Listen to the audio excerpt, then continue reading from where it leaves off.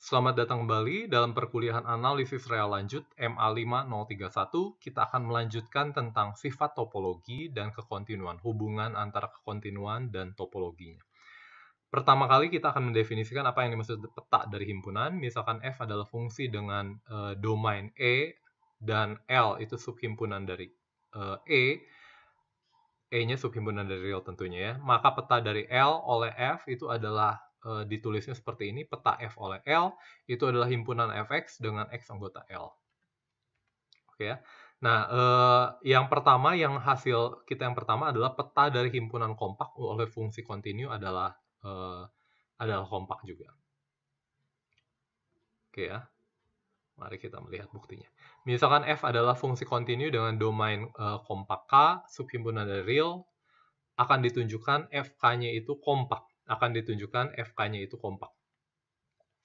Menggunakan cover ya. Misalkan C itu adalah OA, jadi untuk membuktikan FK-nya kompak, nanti saya bisa seolah-olah ambil cover di sini. Nanti apakah bisa saya reduksi menjadi subcover hingga. Misalkan C itu OA, itu adalah untuk suatu himpunan indeks A adalah cover buka bagi OA ya, akan ditunjukkan bahwa ini bisa saya reduksi menjadi sejumlah berhingga cover. Karena F kontinu, maka untuk setiap alfa anggota A, F inverse O alpha itu adalah irisan E dengan suatu himpunan buka U alpha. Oke ya, ini berdasarkan hubungan kekontinuan dengan himpunan buka yang sebelumnya ya. Misalkan sekarang saya punya C topi itu adalah himpunan U alpha dengan alpha anggota A. Jadi tentunya ini akan menjadi cover ya, ini akan menjadi cover bagi FK-nya. Ini akan menjadi cover bagi FK.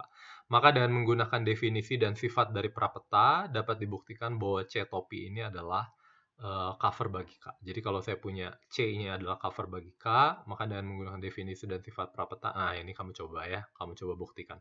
Maka C topinya ini adalah cover dari K. Karena K kompak, maka terdapat subcover hingga bagi K, yaitu U alpha I dari 1 sampai M untuk suatu M anggota bilangan asli. Jadi sekarang dari saya punya U alpha tadinya, sekarang saya hanya punya U alpha I. Dan sebanyak apa? Hanya sebanyak M, hingga, subcover hingga. Ini berarti gabungan dari F inverse, gabungan dari prapeta O alpha, karena prapeta dari O alpha-nya itu sendiri apa? Prapeta dari O alpha-nya sendiri adalah masing-masing adalah U alpha I iris E. Jadi gabungan ini sama dengan gabungan ini, dan gabungan ini pasti akan memuat K. Karena ini subcover ini memuat. Jadi saya punya nanti gabungan dari prapeta dari O alpha, itu akan memuat K. Gabungan dari prapeta dari O alpha akan memuat K. Selanjutnya akan kita peroleh bahwa O alpha I adalah subcover hingga bagi FK. Mengapa? Ini gabungannya ini adalah cover bagi K ya. Adalah subcover bagi K. Oke. Jadi di sini saya harus satu kali lagi menggunakan sifat dari prapeta. Sehingga saya dapatkan O alpha I dari 1 sampai M itu adalah subcover hingga bagi FK. Nah, coba kamu lengkapi ya beberapa detailnya. Oke, jadi saya sudah punya, kalau peta dari himpunan kompak itu pasti oleh fungsi kontinu pasti adalah himpunan kompak. Kalau kebalikannya bagaimana? Coba dipikirkan ya. Akibat kekompakan peta himpunan kompak 1. Jadi kalau saya punya himpunan kompak, jangan lupa berdasarkan teorema Heine-Borel, maka kalau dipetakan kompak, jangan lupa kompak itu harus tertutup dan terbatas. Akibatnya karena tertutup dan terbatas, maka nilai fungsinya juga akan terbatas. Maka terdapat bilangan L lebih besar dari 0, sehingga Fx-nya itu akan lebih kecil sama dengan L untuk setiap X anggota A. Oke, itu obvious. Dengan cara yang sama, akibat kekompakan peta himpunan kedua, misalkan F kontinu pada himpunan kompak K, jangan lupa himpunan kompak ini memuat seluruh subbarisan yang konvergen itu selalu konvergen di situ juga ya, berdasarkan sequentially kompak itu. Maka terdapat bilangan C dan C di K, sehingga ini itu ada untuk setiap, maka oke, terdapat C. Jadi dalam hal ini minimum dan maksimumnya itu ada di himpunan K. Kenapa? Karena pada akhirnya dia kompak. Kompak itu apa? Setiap kali saya punya subbarisan, dia akan memenuhi sisa. Kalau kamu masih ingat, ketika saya punya F continue, dia selalu punya maksimum dan minimum. Maksimum minimumnya adalah apa? Infimum dan supremum dari Fx. Tapi karena dia kompak, maka infimum dan supremumnya di situ ada di anggota maka ada gitu ya, karena peta himpunan kompak itu adalah kompak juga. Nah, itu yang kita selesaikan akibat kekompakan pada peta himpunan kedua. Berikutnya ini ada hubungannya dengan kekontinuan seragam. Nah, coba kamu ambil waktu untuk kamu merenungkan bedanya kekontinuan seragam di E dengan continue titik demi titik di E. Coba kamu perhatikan. Kita nanti akan bahas lagi waktu kuliah. Misalkan F fungsi dan domain E subhimpunan dari real. Fungsi F dikatakan kontinu seragam di E jika untuk setiap epsilon positif terdapat delta positif. Sehingga jika ST-nya ini anggota E, maka Fs min Ft ini akan lebih kecil dari epsilon. Oke ya. Ini mirip dengan kekontinuan titik demi titik, hanya saja kalau kamu masih ingat, ini deltanya hanya bergantung dari epsilon. Coba nanti kamu lihat lagi ya. Definisi kondisi Lipschitz atau kadang-kadang kita sebut F continue Lipschitz. Fungsi F dari real ke real dikatakan memenuhi kondisi Lipschitz jika terdapat C positif sehingga Fs min Ft ini lebih kecil dengan C dikali S min T. Oke ya. Dengan mudah bisa saya tunjukkan bahwa nanti saya bisa memilih deltanya itu sama dengan epsilon per C gitu kira-kira ya. Oke, jadi saya punya kalau dia fungsi continue Lipschitz maka dia akan continue seragam, atau memenuhi kondisi Lipschitz maka dia akan continue seragam. Nah, ini sepertinya yang terakhir, domain kompak dan kekontinuan seragam. Kalau misalkan saya punya F fungsi continue dengan domain kompak K, maka F akan continue seragam di K. Maka F akan continue seragam di K. Ya, mari kita lihat buktinya. Oke, diberikan epsilon lebih besar dari 0 sembarang karena F continue di K, maka untuk setiap X anggota K terdapat delta X lebih besar dari 0 sehingga untuk setiap X min T kurang dari delta X berlaku Fx min Ft-nya itu kurang dari epsilon per 2. Nah, kalau saya membuktikan kalau dia kompak maka dia akan continue seragam, kira-kira seperti itu ya. Kalau dia kompak maka dia akan continue seragam. F-nya diketahui continue dulu ya, continue titik demi titik.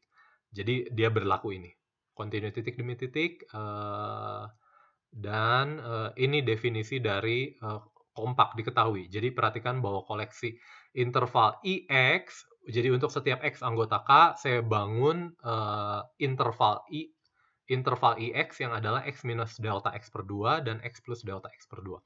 Ya, dan ini tentunya akan merupakan cover buka bagi K. Jangan lupa karena IX-nya itu untuk seluruh X anggota K, maka dia akan membentuk cover buka bagi K.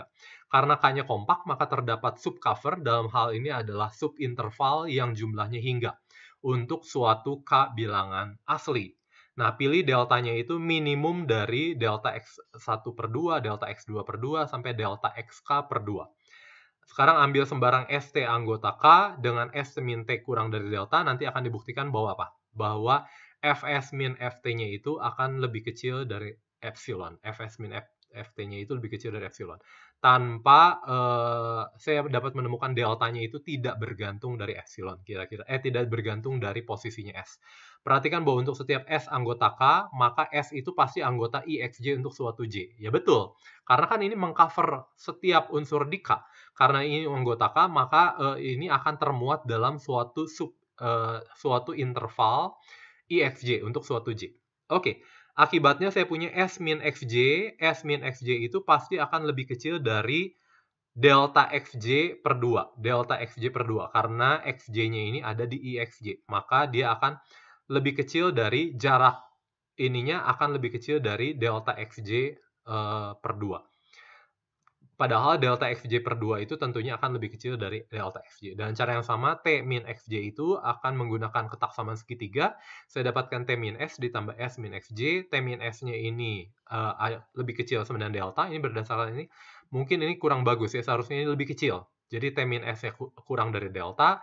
Dan S min XJ-nya itu kurang dari delta XJ. S min Xj ini kurang dari delta Xj per 2. Oh iya, ini delta Xj per 2. Dan deltanya di sini adalah minimum dari ini. Karena minimum dari ini pasti dia akan lebih kecil sama dengan delta Xj per 2 ditambah delta Xj per 2 yang ini lebih kecil, seharusnya ini lebih kecil dari delta X per J ya. Lebih kecil sama dengan. Jadi ini seharusnya lebih kecil, ini seharusnya lebih kecil sama dengan. Ini mungkin seharusnya tidak usah pakai ini dulu ya. Jadi nanti tidak supaya rada surprise di sini. Ini berarti saya punya Fs min Ft adalah Fs min Fxj. Jangan lupa S min Xj ini kurang dari delta Xj. Delta Xj ini tentunya S min Xj-nya ini adalah kurang dari delta Xj. Karena ini kurang dari delta Xj, maka berlaku ini Fs min Fxj kurang dari epsilon per 2. Oke ya. Dengan cara yang sama, jarak dari Xj ke T gimana? Lebih kecil dari delta Xj. Berarti berlaku ini dong. Fx min Ft kurang dari epsilon per 2. Gitu ya. Jadi masing-masing nanti pada akhirnya akan lebih kecil dari epsilon. Oke. Dan ini yang terakhir ya. Misalkan f fungsi kontinu dengan domain mengandung interval AB, jika gamma di antara FA dan FB, maka terdapat C di antara A dan B sehingga FC sama dengan gamma. Ini salah satu fungsi sifat dari fungsi kontinu pada himpunan tutup, yaitu adalah apa? Ini yang biasanya kita kenal dengan teorema nilai antara. Teorema nilai antara ya. Ini bisa kamu buktikan dengan mudah karena nanti pada akhirnya peta kompak-kompak dan dia menghasilkan kokontinuan, nanti akan ada C sehingga FC dan gamma. Oke ya, bukti lengkapnya kamu bisa lihat dari buku. Oke, dan ini bahan mengenai monotonan dan diskontinuitas fungsi tidak masuk, tapi nanti akan kita bahas di dalam perkuliahan. Terima kasih.